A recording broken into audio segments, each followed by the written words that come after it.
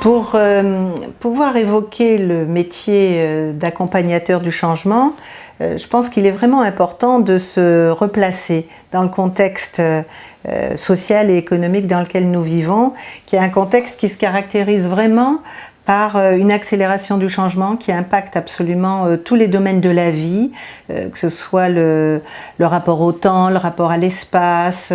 Une nouvelle technologie nous oblige à travailler tout à fait autrement.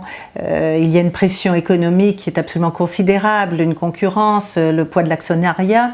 Tout cela fragilise les organisations, les fait entrer dans des périodes beaucoup plus chaotiques que celles qu'elles n'ont connues. Elles sont confrontées à de l'incertain, à de l'instable. Et les organisations trop rigides sont en danger et doivent se réformer, souvent avec rapidité et parfois violence pour les organisations et pour les personnes. Ce métier d'accompagnateur du changement devient tout à fait important dans nos sociétés et dans ce cas-là, il va s'exercer, en ce qui me concerne en tout cas, sous deux formes. Une forme collective où les organisations nous demandent d'intervenir sur le management, la culture, les freins, les résistances au changement. Et dans ce cas-là, on peut être amené à animer des séminaires de direction, démultiplier ensuite ces actions auprès du reste du management intermédiaire, voire des personnels. On peut être amené, comme je le fais, à faire des grandes conférences sur l'ensemble du personnel pour les aider à réfléchir à qu'est-ce que c'est que le changement, en quoi leur organisation est obligée de changer, ça remet du sens, ça permet aux leaders de repréciser pourquoi l'organisation doit se mettre en mouvement. Et donc, ça peut être une forme d'intervention au plan collectif. Ça peut être aussi une forme beaucoup plus individuelle. Donc ça, c'est le deuxième volet que je pratique, où là, on va travailler sous la forme de coaching, surtout, avec principalement l'encadrement, sur les difficultés de prise de poste, de management, de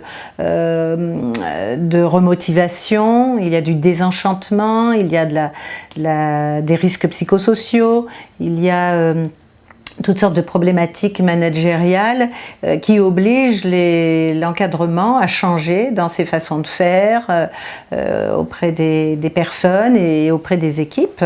Donc le psychosociologue du changement, il intervient à la fois sur le collectif, sur l'organisation, sur la culture, sur la sociologie de l'organisation et en même temps sur la psychologie des groupes et des personnes.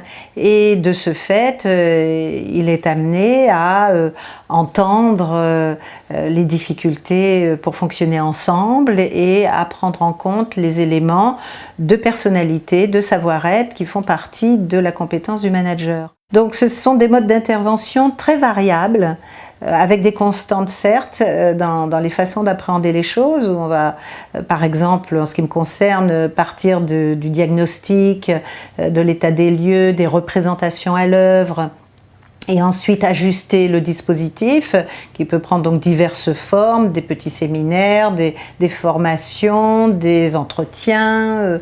C'est tout à fait variable selon les organisations. Mais en tout cas, il y a nécessité à commencer par du diagnostic et de l'exploration des représentations. Ensuite, ça demande d'agir d'une manière très flexible en fonction de ce qui va et de ce qui ne va pas dans les processus envisagés. Oui, ce que je peux dire sur ce métier de consultante qui accompagne le changement et qui ne le conduit pas, parce que je ne suis pas en position de conseil qui agit sur les organisations. Je suis justement en posture d'accompagnatrice, et donc de ce fait, je vais plutôt mobiliser des qualités d'écoute et de facilitation de l'expression, de facilitation d'expression des résistances, de sorte qu'ensuite on puisse identifier les besoins des personnes et des organisations et ajuster les réponses à ces besoins.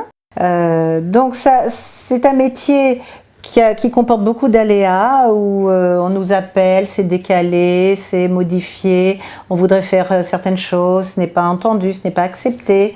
Et en même temps, on avance voilà, avec l'organisation, on est à côté d'elle. L'accompagnement, c'est cum panis, étymologie, celui avec qui on partage le pain.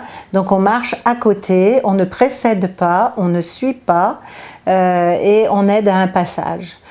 Donc voilà comment je pourrais positionner ce métier.